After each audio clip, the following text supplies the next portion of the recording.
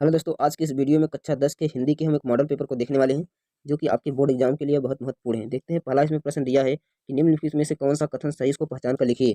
दिया है कि सरस्वती पत्रिका के संपादक महादेवी वर्मा है। क्या भूलूं क्या याद करूं हरिवंश राय बच्चन की आत्मकथा है। यही हमारा उत्तर क्या है, सही है। दूसरा ऑप्शन दिया है कि रस मीमांसा किसकी आलोचना है। तो जो रस मीमांसा है, रामचंद्र शुक्ल की एक आलोचना है। अगला सवाल दिया है कि निम्नलिखित में से किसी एक के रचना दिया है, इसमें रचनाकार का नाम लिखना है। जैसे अथाह सागर, अथाह सागर के जो है जयशंकर प्रसाद हैं। कौन है? अथाह सागर के जो रचनाकार हैं जयशंकर भारती हैं। अर्धनारीश्वर की रचनाकार रामधारी सिंह दिनकर है। मेरी असफलताएं गुलाब राय हैं। और लहरों के राजहंस मोहन राकेश हैं।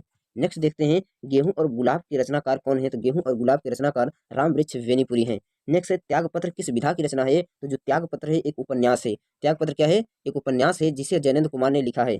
नेक्स्ट दिया कि रीति मुक्त धारा के किन्हीं दो कवियों को आपको लिख देना है। दूसरा सवाल है, रीति मुक्त काव्य के किन्हीं दो कवियों का नाम लिखना है।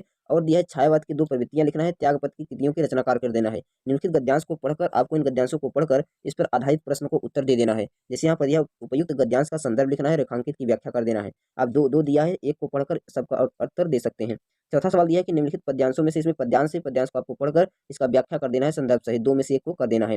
नेक्स्ट दिया है कि आपको जीवन परिचय लिखना है। गद्य से तीन लोगों का दिया है, आप किसी एक का जीवन परिचय लिख दीजिए। जैसे रामचंद्र शुक्ल, भगवत सरोपाध्याय और जयशंकर प्रसाद में से तीन में से एक का आपको लिखना है। नीचे तीन दिया है, काव्य से काव्य में से तीन लोगों का लिखना है। जैसे मैथिली शरणगुप्त, महादेवी वर्मा, सूरदास में से तीन दिया है, एक का आपको लिख देना, जिसका तीन तीन नंबर आपको मिल जाएगा। छठवां सवाल दिया है कि निम्नलिखित में से किसी एक का ससंदर्भ सहित अनुवाद करना है। यानी ये संस्कृत से दिया है, आपको दोनों में से एक को लिख देना, या तो इसको कीजिए या तो इसको कीजिए। सातवां सवाल दिया है कि अपनी पाठ्य पुस्तक से याद आपको जो एक श्लोक याद है उसको लिखना है, लेकिन जो इसमें दिया है उसको छोड़कर जो अगला याद है आपको उसको लिख लेना है। और उसमें दिया है कि आपको प्रश्नों का इसके उत्तर दे देना है। इसमें से दो प्रश्नों का उत्तर देना है, इतना दिया है, तो इसमें से दो का केवल आपको उत्तर देना है। आठवां सवाल दिया है कि करुण रस अथवा हास्य रस, करुण अथवा हास्य रस की आपको अस्थायी भाव परिभाषा बताना है। उपमा अथवा रूपक अलंकार को लिखना है। सोठा और रोड़ा को परिभाषित उदाहरण देना है।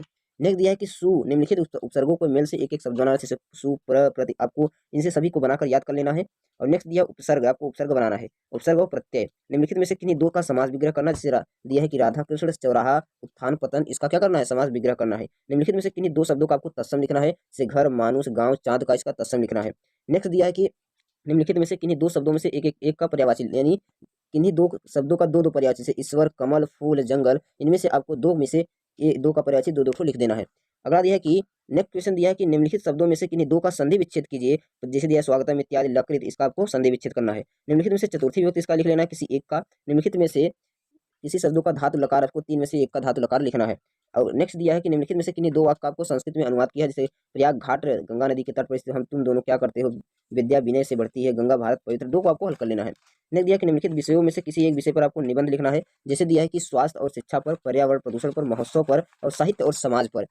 यहाँ दिया अपने अपने पठित खंडकाव्य के आधार पर, अपने अपने अपने जिले के आधार पर, जो आपके जिले में खंडकाव्य है उसके आधार पर आपको लिख लेना है। जैसे कि हमारे जिले का है तुमुल खंडकाव्य, हम तुमुल खंडकाव्य लिखते हैं। अगर आपका भी तुमुल खंडकाव्य है तो आप भी तुमुल खंडकाव्य लिख सकते हैं, या तो आप इनमें से जिस जो आपके जिले का है उसमें से एक का आपको वर्णन कर देना है।